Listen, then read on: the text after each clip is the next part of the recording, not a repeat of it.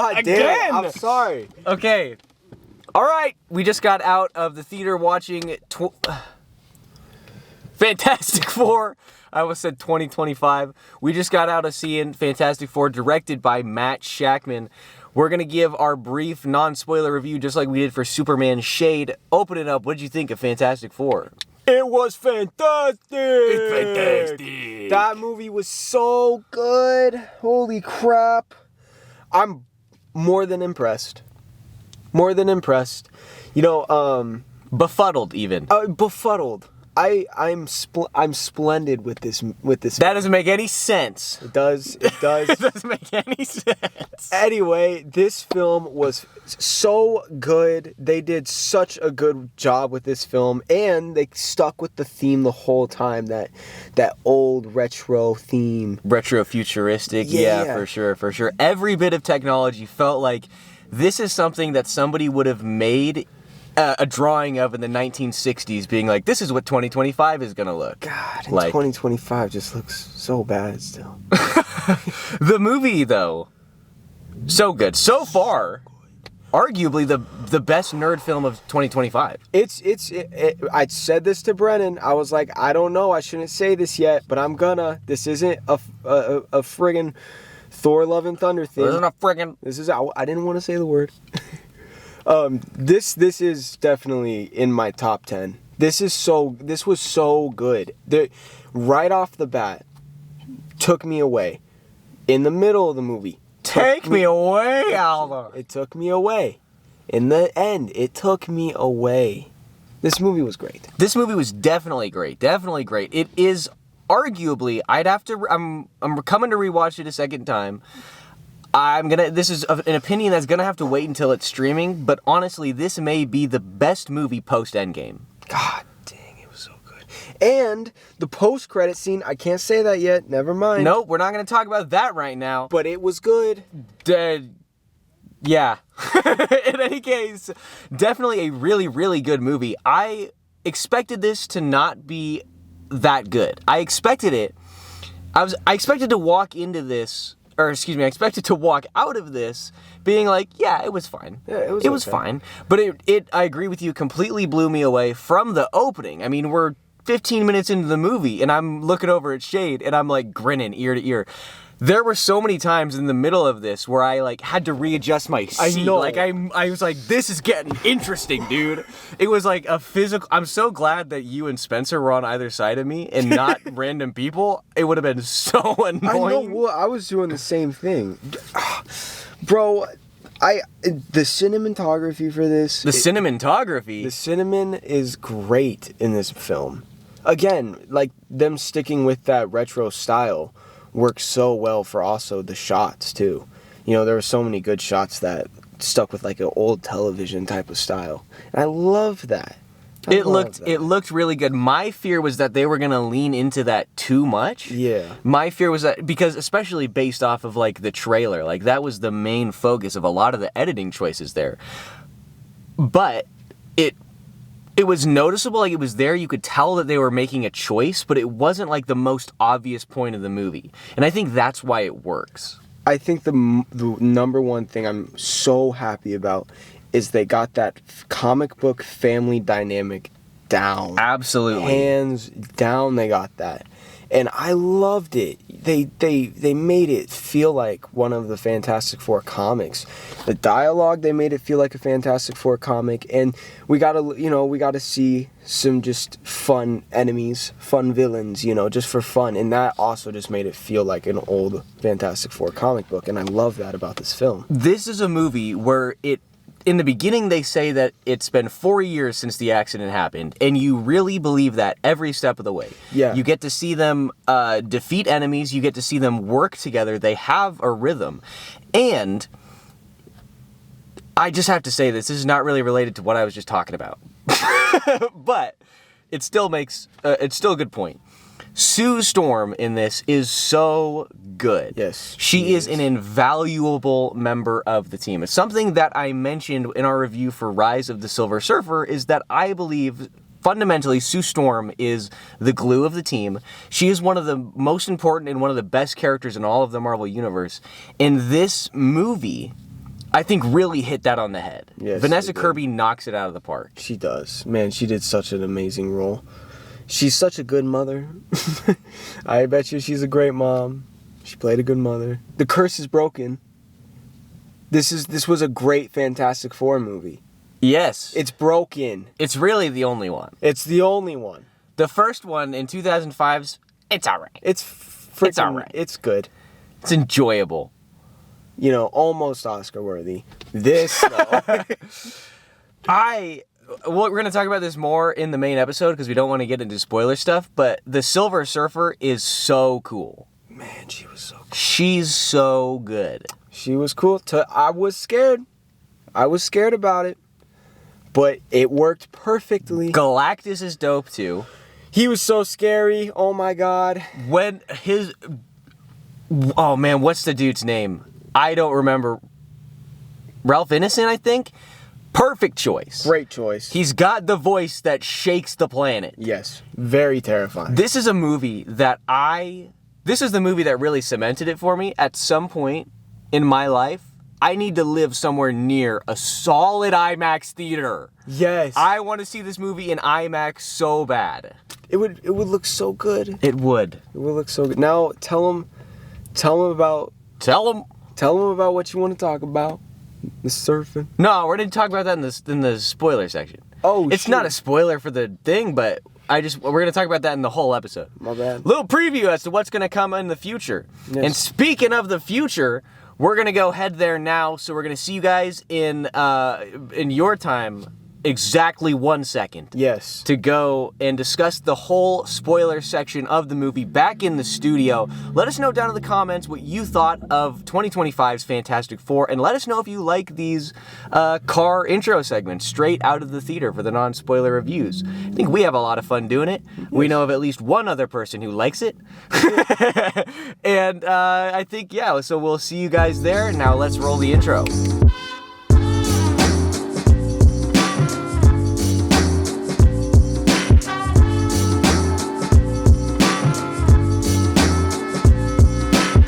Fantastic Four First Steps was released in 2025, and in it, forced to balance their roles as heroes with the strength of their family bond, the Fantastic Four must defend Earth from a ravenous space god called Galactus and his enigmatic Herald, Silver Surfer. Yeah, that's fine. That was good. All right. The film, I'm keeping all that in. The film was directed by Matt Shakman and written by Josh Friedman and Eric Pearson and Jeff Kaplan. It stars Pedro Pascal, Vanessa Kirby, Ebon Moss-Bachrach, Joseph Quinn, Ralph Ineson, and Julia Garner. Now, we've already done our non-spoiler review in the car. Again, let us know in the comments if you like that version of the segment. So we're going to jump right into the spoiler review. Shayde, what do you think of Fantastic Four First Steps? Man, okay. We're in the spoilers now. This movie was indeed fantastic. Say that again? It was fantastic. That joke is never going to get old.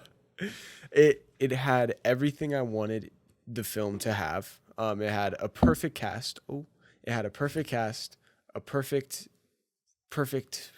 cinematography. It had it all. And that is what I wanted. And I got what I wanted, and I'm very happy about it. Definitely. Yeah, I think the movie is really, really great. Like you said, I think the cast is really good. We talked a lot beforehand, outside of the recording and in our previous Fantastic Four episodes, and in the Superman episode, now that I think about it, we knew Pedro Pascal was going to be great as Mr. Fantastic, but we were worried that he was going to overshadow the role because of what a big name he is. And I think that he portrayed it well enough that really wasn't a worry. It feels like he really did embody Reed Richards. He sort of had that sort of more confused nature about him, not really understanding human experiences. And I think part of that is due to the writing. The fact that Reed had to juggle the fact that he, being this analytical person, has to take the time to imagine what the horrible options are. The fact that he has to consider who to give up and when and how and if the reward is worth the risk. I think that line in the writing there is so good. It really hits at the heart of what Reed Richards is. Yeah, I mean, well, that's one of my favorite concepts about Reed Richards is the fact that like he embodies science, he loves science, you know, and he loves his family, of course, but science takes over a lot of the times. And it's one of the worst parts about Reed Richards' like character, but I love it so much. And they really embodied it in Pedro Pascal's role, and that's one of the things I was very worried about. And just the fact that he kept it very sciencey. He kept the whole movie. He was still cooped up in his lab, doing his thing, just like he does in the comics, but he was still doing it for Franklin. You know, there's a point in the movie where he's supposed to be building a baby crib, and instead he's still in the lab building something. A scanner, yeah. Yeah, he's building a scanner, but it's for Franklin. Yes, and the fact that he knows that and he justified it by saying it is still for Franklin, like I'm still building something for him. The fact that he and Sue had that the interaction, the back and forth was really, really good. I especially like the line where he was like, anybody can build a crib, but only I can build this. And Sue was like, yeah, anybody could build a crib, but not anybody can build his crib. This is your son. And it was her way of being like, you need to focus more on your family, Dad, without being quite so annoying about it. What I talked about in the Rise of the Silver Surfer review is that at a certain point, Sue needs to sort of meet Reed where he is, understanding how he is, and also trying to force him to be more of a family man. And I think this cast hit that home. Yeah. These two nailed that, where she understands he is the way he is, but still forces him to be the family man. And there's only one moment where she breaks, where she just goes off on him. And it's a time that makes perfect sense because she just had a baby. Like, she's going to be emotional. A mother after giving birth is going to be emotional. And the way that they made that connection to the real world made these characters feel like real people while also tying it into the story and developing both of these characters at the same time. Beautiful. So another thing that I did love, this movie was... yeah, one. This movie has many things I love. But another thing I did love about the dynamic between those two is, you know, I'm assuming that it made it a lot harder for them because Galactus sped up the pregnancy process. You know, he made that baby go real quick. Just like, I don't know how to put that. This is a family show. I know. I'm just saying. He sped it up, which made her have the baby immediately right after he does his thing with his lasers and stuff. And it's good to know that Reed Richards was so paranoid about all this that he prepared so soon in advance, like putting up baby locks, putting up the knives. You know, he even baby-proofed the city from like with villains and put tags on them. You know, and I agree, but the best part about that is the way that he did it and the way that it first happens. You know, they're in the bathroom. Is this the opening scene, basically? Yeah, basically. She comes out to him and tells him that she's pregnant. And, you know, there's a little moment where they're like, oh, we've been trying for years. You know, we were fine the other way, but this is the perfect opportunity. And you can see the moment his brain moves past the sentimental nature, because he's like, when he gets back to science, he's like, we have to establish protocols right away. Yeah. And that's when the baby proofing starts. He's like, we have to get safety protocols. He's starting to do it in an analytical way immediately. Well, back to the science aspect of Reed Richards. We jump into that right away in the bathroom, you know, where he's looking for the iodine. He's searching for the iodine. He's saying all this sciencey stuff. I didn't do good in science, so I don't know. Hey. He's saying relax. He's saying all these sciencey stuff, and it was just such a perfect way to jump into the mind of Reed Richards right there. Another thing, I love Reed Richards' friggin' science room. Yeah, the lab is what it's called. Sorry. His science room. Hey, I'm sorry. The lab. I'm just kidding. I did mess that up there. I made a lot of nerds mad, and this is my job. the lab. Right, get on with the point here. The bit's going on too long. Sorry. I like the lab. The lab was cool. Yeah. Sorry, that was a lot of anyways. No, I agree. I mean, the set design by and large in the movie is really fantastic. We talked about this in the non-spoiler section. The way that they make it feel like this 1960s retro future, even down to the screens that they use in the billboards in Times Square, being basically like the oh man, I don't remember what they're called, but the super thick TVs. I wasn't around. Box TV? Yeah, there's a specific term. Whatever, dude. I keep wanting to say DSLR, but that's a type of camera. So Holy crap. I don't know what it is. Anyways, even the billboards in Times Square, they are like a 1960s TV set. Yeah. Like you can see the rounding at the edges. It's really fascinating and really, really interesting.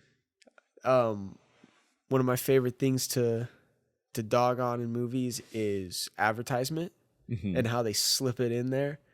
7-Up. Shout out 7-Up, dude. 7-Up. Underrated soda. Little Caesars. There's a really, really big Little Caesars billboard. It's always fun seeing those things. You seen the commercials for the Little Caesars pizza? They did really crazy work with that. With the pizza? Yeah, I mean, that's 4 different pizzas in one box. That's the deal. You get to choose 4. They did really good with the commercial, though. Do you get to choose 4, or is it just like those are the 4? I assume that I haven't ordered it. I assumed it was just you order the Fantastic Four meal and you get one box with a couple slices of these 4 specific pizzas. Because I thought it was like, these are the type of pizzas that these characters would eat. Let's call them. Little Caesars, let's ask. Hey. Can we get some clarification on your advertisement? I think they're closed, unfortunately. Yeah, probably. Got them hot and ready, though. Anyway, Marvel did some really fun things with advertising for this film. So it was really cool. I agree. I for sure agree. Now, we've talked a lot about Reed and Sue. Let's talk about Ben and Johnny a bit, because you're a big fan of their relationship. Just in outside of this movie, you've always loved the relationship between Ben and Johnny. Yeah, I mean, I love my sisters to death, but I always wanted a brother. And that's no, you can't say that. One of them is listening to this, guaranteed. I'm just kidding. I've always wanted a brother would be cool. Like I would love to have my sisters, but you're digging yourself a deeper hole, dude. So Johnny and Ben, I've always loved their relationship due to the fact that they play this love-hate relationship, but as brothers, and that's why I love this whole family. It's such a perfect family. But Ben and Johnny, they make that family too, and their relationship is so fantastic. Say that again. And in the comics, it's just such a fun prank war all the time. They're always throwing jabs at each other, but at the same time, they're always bouncing back off of each other, like doing combo attacks. I don't know why I'm saying it like it's a video game, but combo attacks and new moves and just... they're always having a good time, even in the midst of a battle. I was worried we wouldn't get too much of that in this. We got it. In a big way. In a really big way. In a clobbering way. In a clobbering time way. I loved it. It was great. They really embodied that relationship so well. Yeah. I think, so here's the thing. They always call the Fantastic Four, it's Marvel's first family, right? I think technically, you have that with Reed and Sue because obviously they are married and they have, in comics, they have 2 kids. I hope we get to see Valeria in the MCU. Yes. She, in the comics, has such a great relationship with Doctor Doom. I want to see that explored. I'm a little worried they're going to substitute Franklin for that. But in any case, not the point that I'm making right now. If you just had Reed and Sue and Franklin and Valeria... I don't think the family aspect would hit so much. I think it is Ben and Johnny who really bring that home because, like you said, they are the 2 that feel like the brothers. Because of that, I feel like they make the family aspect of it real. And I think that this movie hits on that really, really well. In the beginning, they set up the fact that this is 4 years after their first adventure.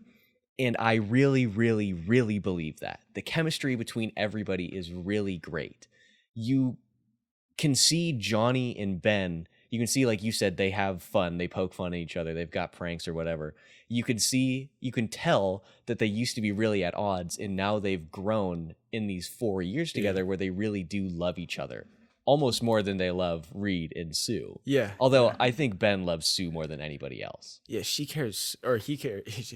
He cares so much about her. Susie. Let's talk about the beard. Really quick.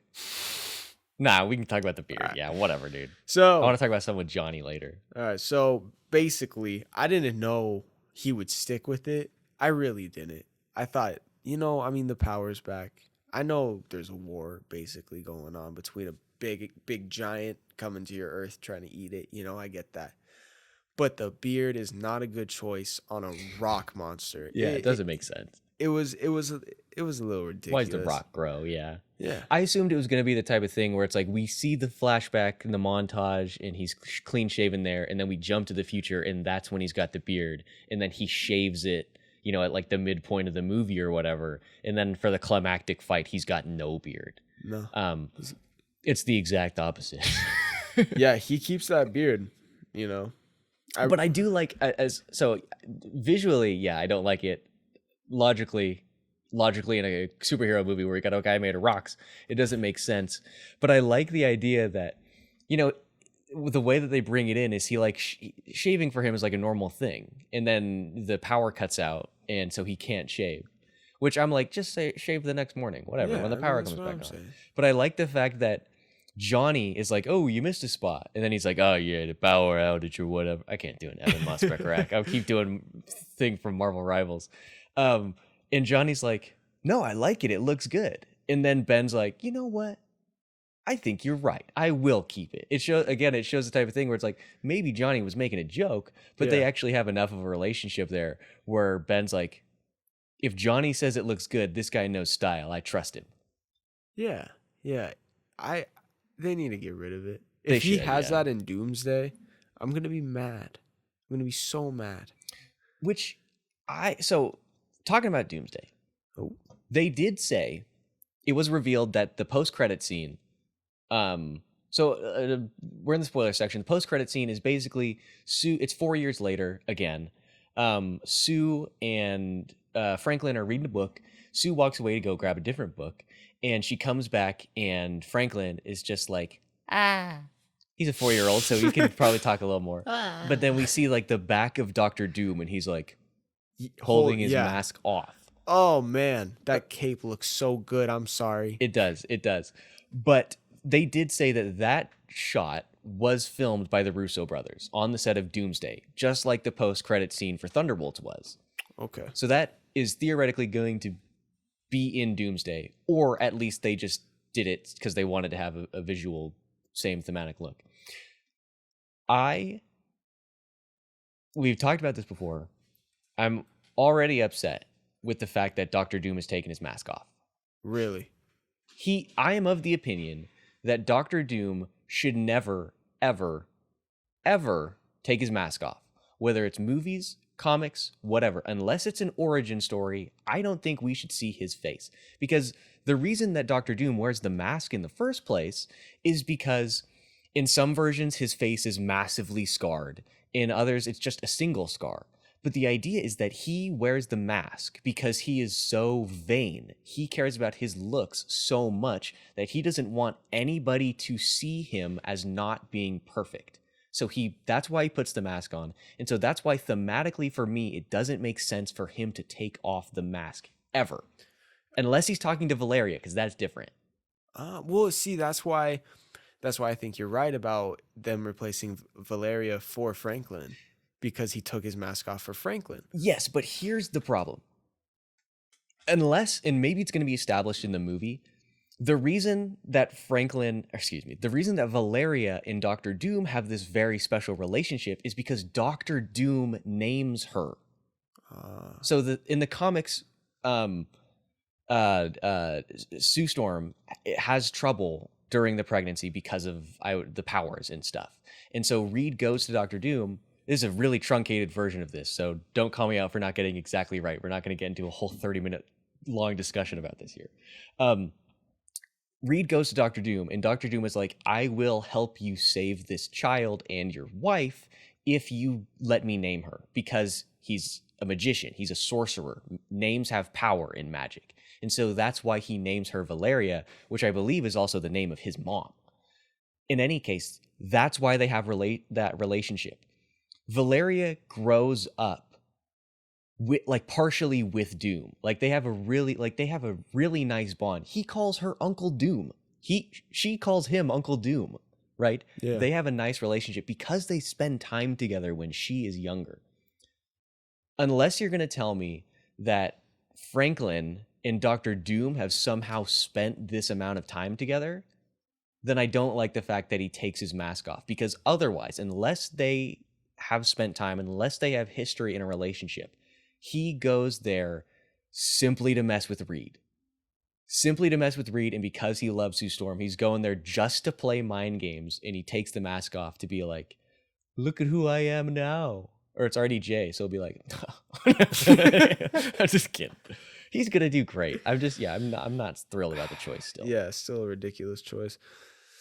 I hope RDJ's choice is beyond unrecognizable if they do decide to take his mask off. I hope it's just scarred up, because I know. Is there ever an iteration where the mask is like fused to his face? Probably, yeah. I mean, yeah, I like that. In most cases, it's just a mask that he puts on, but I'm sure, off the top of my head, I can't think of one, but I'm sure it's been fused to him. Remember in 2016 when they just made his mask his face? Yeah, and that sucks because Toby Kebbell's a great actor. Yeah. He played Koba in the Planet of the Apes movies. It's a quiet time right now, so I'm not going to say it too loud. Work. I just blew out all of everybody's ears doing that. Good. It was worth it though. But oh man, I forgot what I was gonna say. You threw me off talking about 2015. Sorry. It is 15, not 16. It's 15. Okay. I'm sorry. All right, we talked enough about him. We mentioned him a little bit. I kind of want to spend some time talking about the actual villains of the movie here. Yes. And I want to start by talking about the Silver Surfer. Because, of course, Galactus is the main villain. Silver Surfer, in typical Silver Surfer fashion, starts off as the Herald of Galactus, and then at the end of the storyline, in the movie in this case, she sides with the Fantastic Four and pushes, we're in the spoiler section, pushes Galactus through this, through the teleporting gateway, right? But I want to talk about her specifically because we were a little bit nervous about her because I think in the trailer, because we didn't get to see nearly as much of her, the CGI sort of looked a little iffy in some places. I don't know how you feel about it now, but I loved the way that it looked. It did look really good. In the trailer, it was a little iffy. Well, it's tough when you have like 30 seconds max of the character. Yeah, but in the movie, they made that look really good, especially with all the lava and the lights and yes. And I want to talk about this. I'm glad you mentioned the lava. I'm glad you mentioned that because when this happened in the movie, I was so excited for it, and you looked at me and you were like, and I was like, turn the other way, dude. I'm locked in right now. So they go to this planet that Galactus is destroying. They go and negotiate, as they say. Galactus, I've come to bargain. And the basically things don't go as planned. As we saw in the trailer, Galactus is like, hey man, I'll leave Earth so long as you give me your baby, dude. I don't know why I'm doing the surfer voice for Galactus and not Shalabal, but whatever. He says, I'll leave so long as you give me your baby. And the Fantastic Four is naturally like, no, that's our baby. He's not even born yet. What are you going to do? And then a fight starts. And so Johnny Storm flames on, and he goes and destroys the cables, cords, whatever, that are feeding Galactus. And so lava starts spewing out everywhere. And then they have this scene where they are... Human Torch is racing through the thing. And Silver Surfer is going after him. And she's literally surfing on the lava waves. When you put it like that, it sounds cool. That's because it is cool, buddy. It was pretty cool, but ridiculous at the same time. Yeah, but the good kind of ridiculous. Yeah. I liked it a lot. Because here's the thing. It was, if you stop and think about it, it is stupid. if you stop and think about it. But here's the thing: is that one, it looks really good, like the CGI there is great, and then two, it also is a fun callback to the actual origin of the character because it was created in this time of like the surfer era. I mean, that's why they're this. He originally is the Silver Surfer because the surfer culture was pretty prevalent at that time. And so to be able to call back to it, not just here, but in a couple different instances later on, I think really worked. And it was really fun little homage. Yeah. Yeah, no, it really was. I mean, it was pretty cool. I guess I will say it was cool. She's riding a friggin' lava wave. Yeah. You know, you can't get better than that. She was a great character. She really was. I was glad. The Silver Surfer in this case is done really well in a way that the character isn't done in Rise of the Silver Surfer. Yes. Yeah. Yeah, but he was cool too. Well, he's cool because he's acted by Doug Jones and voiced by Lawrence Fishburne. That's a cool combo. Yeah. Yeah, I mean that's a cool combo. And I have to say, in this part of this shot is in the trailer, but the scene where she shows up on Earth for the first time, in my opinion, the best scene of the whole movie. That was cold. That was so cold. The best scene in the movie, in my opinion, is definitely just the pregnancy scene on the actual ship when she's giving birth. Yeah. I thought that was so good. You know, when they go to a black hole, and man, it was something else. It really was. And I have to say, the only reason I can't pick that is because I've read enough of The Expanse by now. Giving birth in the void is very difficult. Yeah. They have to go to say it causes some problems. So there's one final thing that I want to say about the Silver Surfer before we move on to Galactus himself. I asked you this right out of the movie. What do you know about the origin of the Silver Surfer? Not the Silver Surfer, the character, but like the meta narrative as to why he was put in the book. I don't know. Okay, good. I'm glad. I don't know.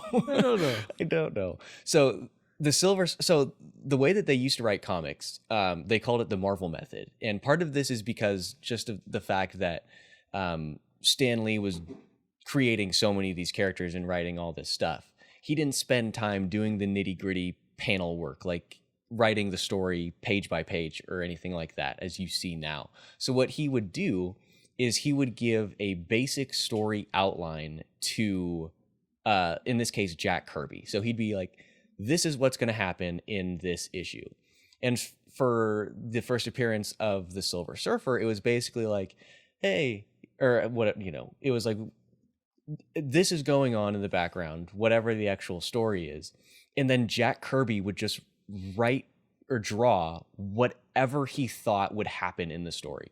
Stan Lee would give one paragraph and Jack Kirby would turn that into a comic. And then after that happened, Stan Lee would go back over it and put the dialogue and put the captions and all that and make the story work. When he was doing that, Jack Kirby just like drew in this little fun character. He just drew this in. And Stan Lee was like, Excelsior, who's that? And then Jack Kirby was like, oh, he's a guy on a surfboard, man. Because he's, you know, doing lots of drugs at the time. Yeah. And Stan Lee was like, oh, you know what? That's fun. And then he did that. And then slowly over the course of time, Silver Surfer became one of Stan Lee's favorite characters ever. Wow. So the only reason he exists is because Jack Kirby was like, I'm just going to draw this guy and see what happens. Dang. Okay, that's cool. Was not in the original plot at all. That's cool. Yeah, I thought that was fun. Yeah. I like that. Yeah. I'm sorry. Yeah. Yeah, I like that. All right, so now let's talk about Galactus himself. All right. Sorry, I got a little sidetracked. I'm trying to find a specific video to get Okay. this dope line that I can't remember from the movie. So just vamp for a little while here. Galactus was freaking awesome. I mean, we've had Galactus rumors since I can't even remember how long, you know. And this just turned out so good. They got the costume correct. The actor has the voice down. Ralph Ineson. Great. It was so good as Galactus. Holy crap. Yeah, I mean, when he's talking, he's shaking the theater. Yeah. Yeah, I mean, it's the scenes with Galactus where I'm like, I need to see this movie in IMAX. Yeah. Yeah, it would be so cool to see. And then the part in the beginning with Johnny Storm doing the 4 in the sky. At that point, I'm like, I need to see it in 3D. Yeah. The 4 in the sky in 3D it's the only part that really jumped out to me, but that would be so cool. Yeah. In any case, this line that I wanted to find is the way that the Silver Surfer Shallabal describes Galactus when she first shows up. He says, "For he is a universal force, as essential as the stars." That's so cold. Yeah, it is. Man, she had some cold one-liners. So cold. Well, and I love the fact that they were completely unapologetic in the absolutely crazy character design. Yeah. They went full Jack Kirby. They just went for it. Fork head, yes. 60-foot tall man, whatever, dude. Throw him in. Purple and navy. Purple and navy? Right in there. They went for it. Obviously, they MCU-ified it a little. But yeah. Still looks really good. They didn't make him a cloud. They didn't try and make him look like a celestial. They didn't at least take the hat off his head. They didn't make him a giant robot. They didn't make him anything. They just left him as he was designed. Yeah. And to me, that is so, so cool. I feel like this was such a good tribute piece to Jack Kirby. Yes. Man. Well, even the fact that like the Earth that they're on is, what is it, 818? Yeah. 38? I'm pretty sure there's a 3 in there. It could be. No, I don't think so, because they show at the end that the number of the Earth, 828, is the day that Jack Kirby was born. August 28th. That's cool. Yeah, that's pretty sweet. And I love that they had a little quote from him at the end.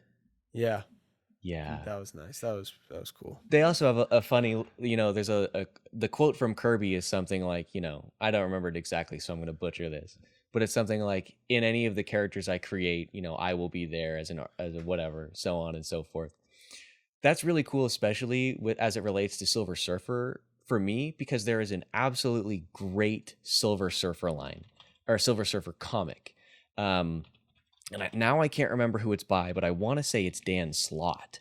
And I'm not going to give away too much about this because I think absolutely everybody should go read this. It's fantastic. If it is by Dan Slott, then it started in 2014, it looks like. Yes, this is the exact run. This woman, she's basically the point of the story, again, I don't want to give it all away, is Silver Surfer is like traveling through the galaxy with this woman who is wearing like a ladybug dress it's red with black little ladybugs on it. And at the end of the story, there's so much here, so I'm really not giving anything away. At the end of the story, something happens, and this lady is like basically turned into the power cosmic.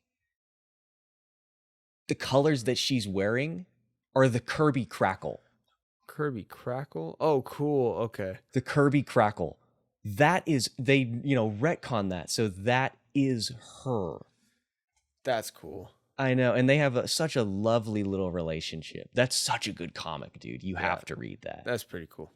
Anyways, I just thought that quote in relationship with Silver Surfer just really stuck with me, I guess. Yeah. Didn't stick with me enough that I remembered it, obviously. Yeah, no, that's pretty cool. I didn't know that. I didn't know any of that. Here we go. It says, if you look at my characters, you will find me. No matter what kind of character you create or assume, a little of yourself must remain there. Yeah, that's sweet. That's sweet. Yes. What a great way to end the movie. Yeah, it was a fantastic way to end the movie. Say that again. We should, in post, we should put a say that again counter. Yeah. What are we at, 3 now? I don't know. It's a fantastic joke. We should just do a fantastic counter. Said fantastic like 300 times. It's fantastic. If anybody in the comments wants to put how many times we said fantastic in this fantastic review, that would be a fantastic comment. Fantastic idea. We're not going to do the work to do that. I'm not going to sit here with like a bus clicker being like, when they count kids. What? You never had when you get on a bus, the bus driver like goes to the back, and then as they pull forward, have a click, and they click for every single kid. I walked. Yeah, but I mean, for like class trips or anything. Oh yeah, I guess I've never seen a clicker. Oh, really? Yeah. Yeah, they used to do that all the time. Shit. You're too young. Anyways, you're a child. Whatever. You're a child. I'm a man. What a man. What a man. What a fantastic man. Anyways, all right. So Galactus, dope. Yes.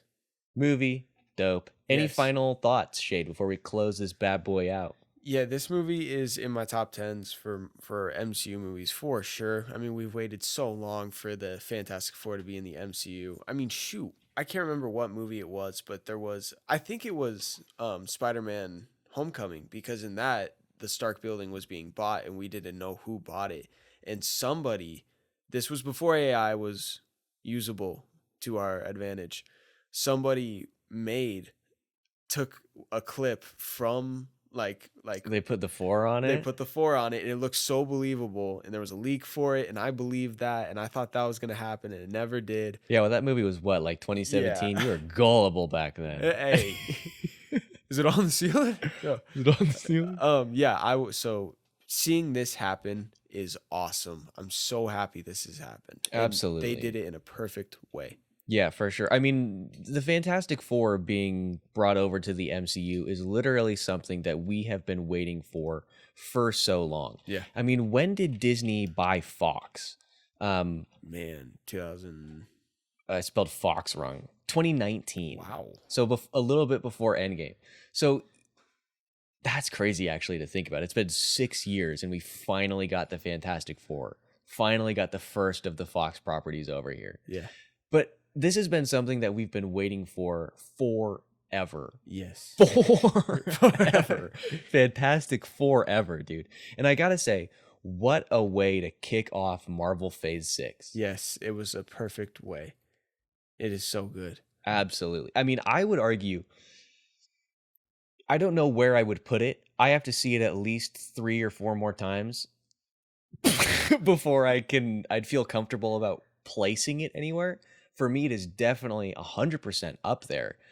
I would argue that this may very well be, if not then one of the best MCU movies post Endgame. Yes. Like, don't get me wrong, I love Spider-Man No Way Home. This beats No Way Home for me. I think this is going to have much more rewatchability than Spider-Man No Way Home. Yeah. I mean, just looking at the list here, I mean, so this is Phase 5, easily beats Ant-Man and the Wasp: Quantumania. I haven't seen Guardians 3, so I can't really comment on that. It beats the Marvels. I guess I haven't seen the Marvels. Deadpool and Wolverine. It easily beats Brave New World. Easily beats Thunderbolts, which is a good movie. A good movie, but easily beats it. And then in Phase 4, Black Widow, easy. Shang-Chi is also good. But it beats that. This easily beats that. Eternals, I don't know, man. Might be close. And then we talked about Spider-Man No Way Home. Doctor Strange and the Multiverse of Madness. Beats it. Thor: Love and Thunder, and then Wakanda Forever. Beats it. For sure. Yeah. I mean, come on. Yeah, I love that movie so much, but this wins. I think, yeah, it's tough. It's tough.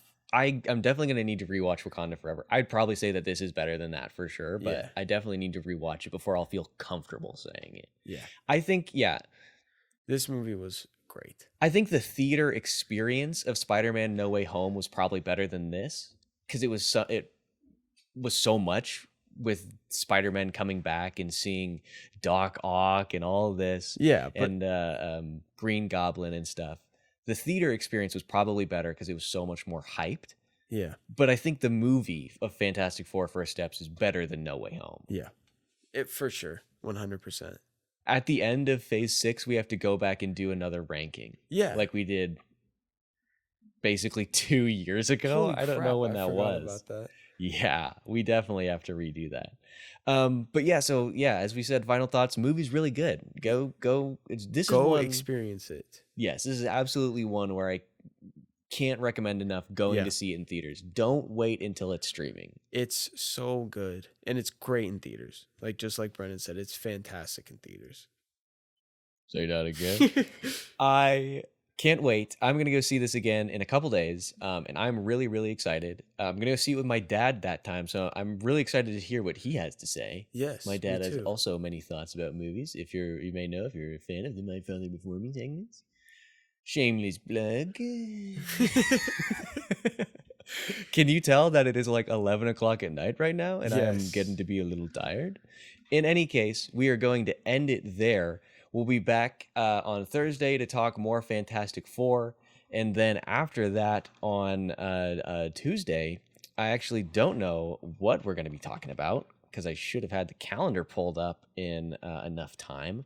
We are going to be taking a look at Naked Gun, the new Naked Gun that is. I'm going to be reviewing that one with my dad, the previously mentioned gentleman who I'll be seeing Fantastic Four with. Big toe. Big Toe. And then after that, I'm going to be reviewing some Iron Man comics, which I'm really not excited to do because I'm frankly not a big Iron Man guy. Yeah. In any case. Sorry, were you going to say something? No, I just am. Oh, yeah. In any case, we're going to leave it there. And so I will see you guys on Thursday to talk more Fantastic